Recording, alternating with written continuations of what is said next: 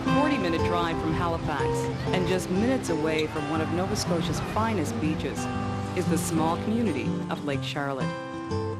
Here you'll find Weber's gas pumps and general store.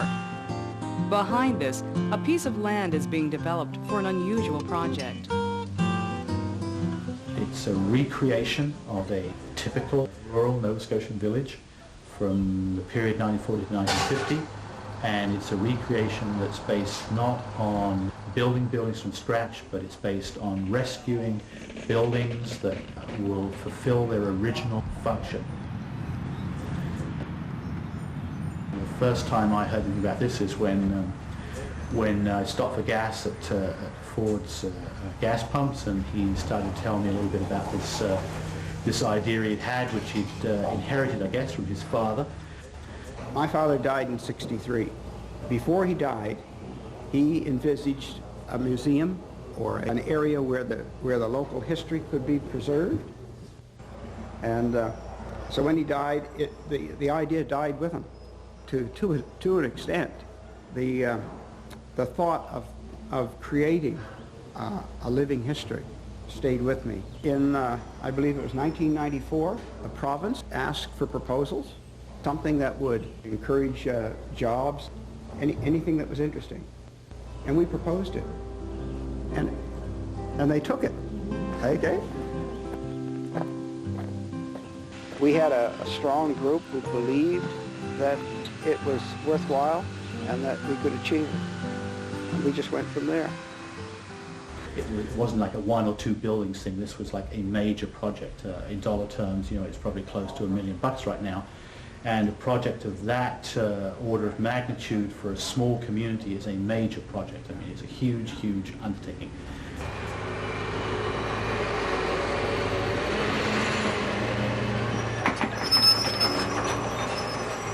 And the other part of it was the idea of working with volunteers for the most part to try and pull this thing off in a very short time frame. And the time frame is basically from the time we really got going in terms of actually breaking ground is 5 months from February 1st to July 1st. So those are some of the visions and challenges.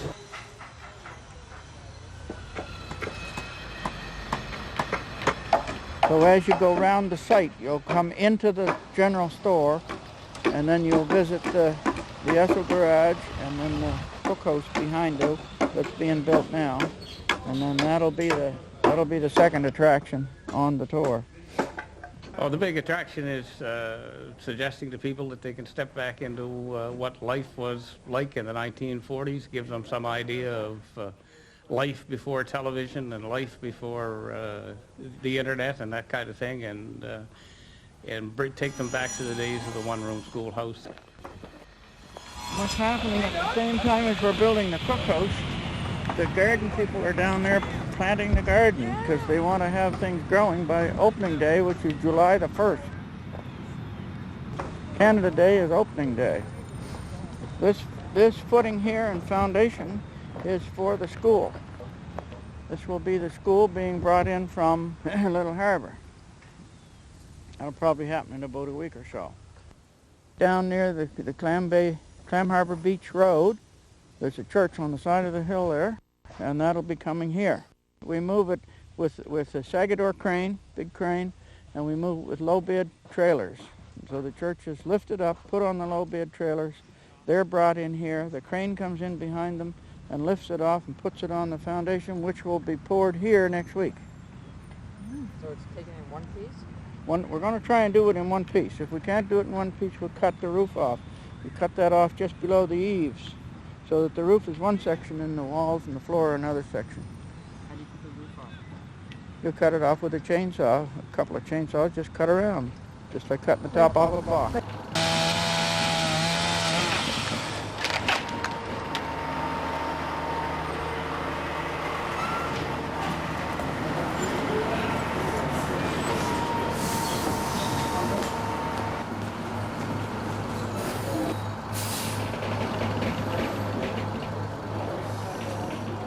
We have to cut it in 3 pieces. We take it about halfway down the pitch and then through the center of the tops of the windows, and you know, it all has to be tied together and braced and strengthened, and then it goes. Yeah. We hope.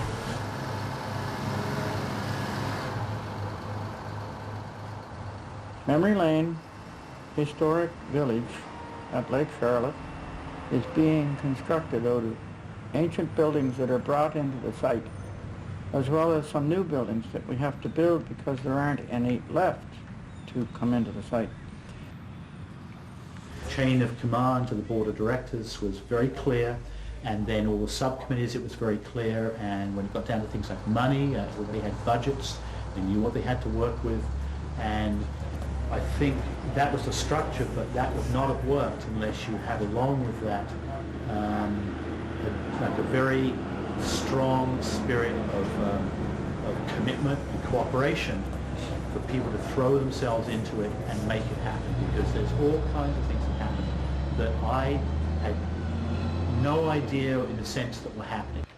They caught the enthusiasm, and the people that are involved in the village now, the various committees and their chairman and so on, are all really deeply interested in the village, and there's no pay involved. It's completely a volunteer organization, and each man or person that heads up a committee is very sincere about seeing the whole thing work, to see it completed and see it come to life.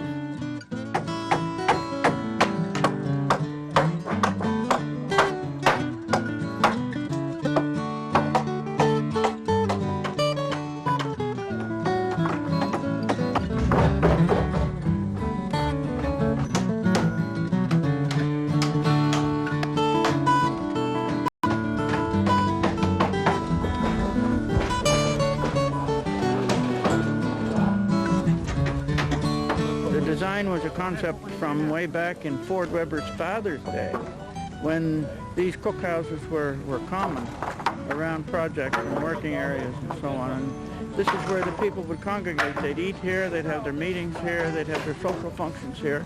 It was called a cookhouse, but it was more like a town hall with a kitchen. And we're trying to recapture the flavor of that.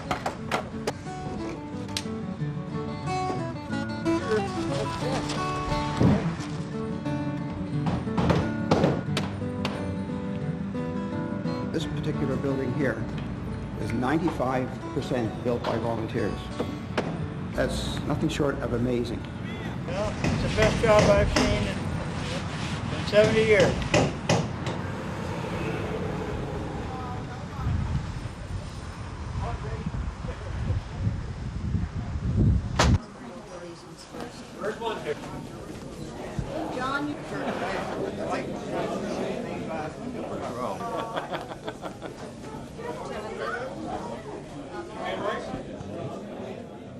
The village is supported by a diverse group of volunteers. The volunteers work at everything from putting up buildings to feeding work group, as well as fundraising and collecting and cataloging artifacts. In one case, volunteers rebuilt and made operable a 1940s Ford truck.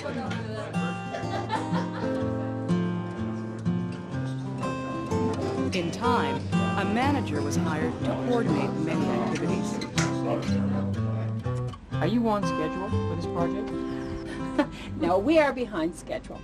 There's no doubt. We've had some problems. For one thing, the buildings, when we moved them, were in much worse repair than we thought. So there was a lot more care taken to move, especially the church. That was a 2-day moving process. So yeah, we are behind schedule. But we have, again, our volunteers are coming in and they're working full-time, and we will be opening for July 1st. I knew the only way to meet the opening deadline and to actually do what we wanted to get done, it would have to be organized in a sense of a battle plan.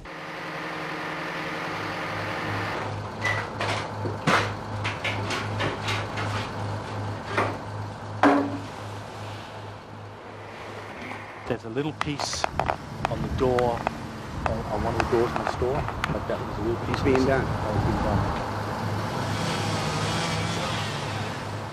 In our literature, we say that this is a historic village under construction. Some of it's finished and some of it isn't. So I think that the ongoing construction will be interesting to the people that visit, as well as its buildings and sites that are already completed. Lemon actually was given to me by my husband's grandmother. She's now 97 years old. And the hat. I'm not sure where the hat came from, but I just love it. I think it goes really well with the costume. Some of this has been bought. There's a supplier we used, Ford Weber supplier, I'm not sure where. The other stuff was donated by many people. Some of the stuff is actual period. Yes, a lot of things I believe Ford Weber had. And I believe a lot of stuff came from the Hoskins store. The committee gathering artifacts is busy. For months, they have been unpacking and cataloging authentic period items. Probably all. Where'd you find this? In here. It's been located in this truck all these years.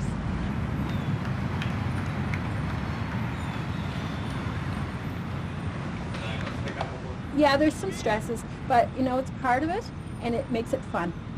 It is. It makes it all fun. It makes it all exciting because at 3 o'clock on Saturday, it's all going to be done, and we're all going to be in costume, and we're going to be so ready. Yeah, and you open whether you're ready or not. We'll be ready, and we will open Yeah. at 3 o'clock. There's no charge for the community to come, because what we are hoping is that the local people will come and just be proud of what they've accomplished.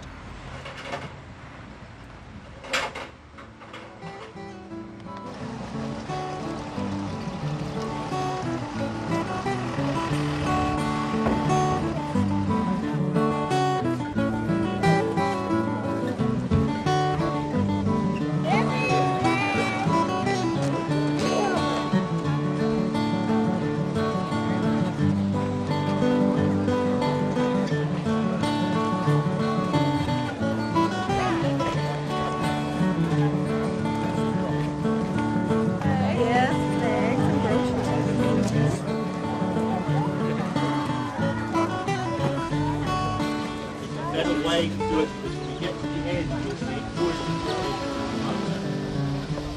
a visit to the village will feel like stepping back in time. A stroll down memory lane will put people in close touch with their past, helping them to appreciate the contributions that their ancestors made to this country. And we want to encourage you to come back with your families in the future and help you. It's going to be a lot of fun to keep going. Thank you. Okay, so once again, thank you everybody, and it's really people in the community who made this possible. 1, 2, 3.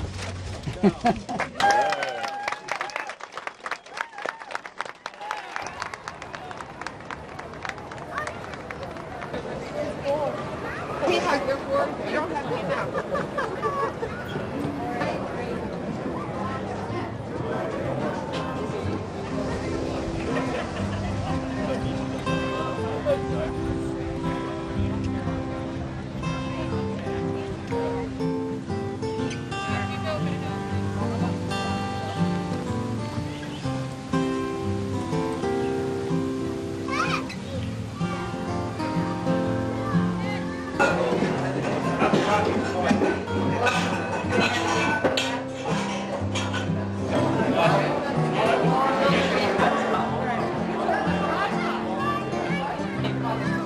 Oh, it's exciting.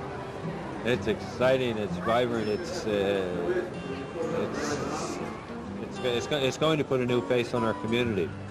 You know, it's definitely a window of change. It's you know, things will never be the same in Lake Charlotte as they ever were before. I've been a firm believer in this, you know, in this whole concept, and I stand behind it all the way. It's going to make it.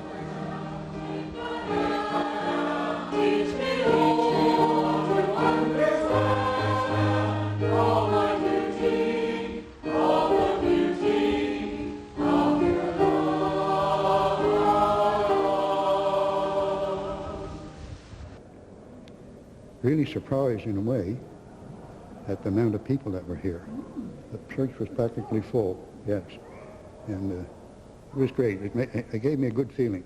everybody had a good feeling, I think, to see that this is still the Clam Harbour Church.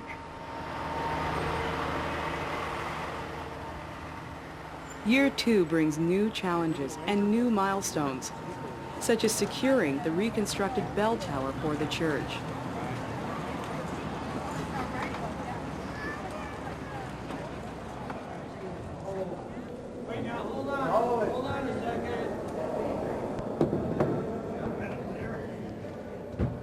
Preparations are made for the first ringing of the bell. A problem develops with the connection to the bell. Workmen have to go back up top to make adjustments. There is more trouble as smoke billows from the cookhouse.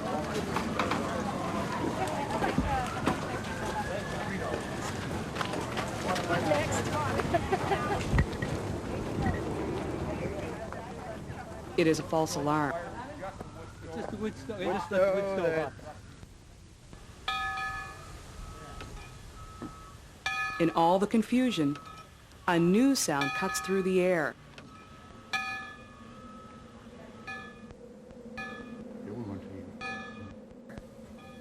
Another milestone has been achieved.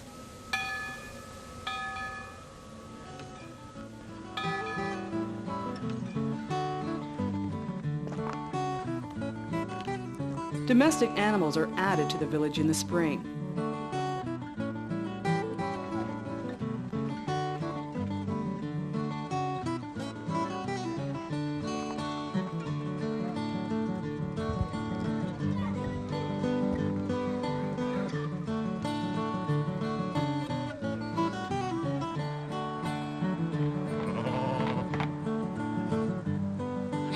There is a sense of nostalgia. There's a sense that that was a time when there were certain values that everybody understood that they felt were good values. The scale was different. Everything was on a more human level. But as soon as you started this up, watch your finger in the ringer. Yes, that was the thing. Watch your finger in the ringer. Of memories from my own childhood. The picture on the wall over there looks very similar to one my grandmother had over the chest in the dining room. And when I look at it, I remember all of the dinners of overcooked pot roast that I had for years and years every summer. The doll carriage, I had that doll carriage. And the chairs with the yarn around them, that's something I can remember. I can remember my mother doing it. I can remember my grandmother doing it. And this really unbelievable wallpaper that I thought was so ugly as a child. And I look at it now and I have this sort of nostalgic feeling, though, isn't it lovely? And it's still ugly, but I think, isn't it lovely? There's all kinds of really amusing things that happen when I come through here. And it's almost like reliving them. It's a real delight in it.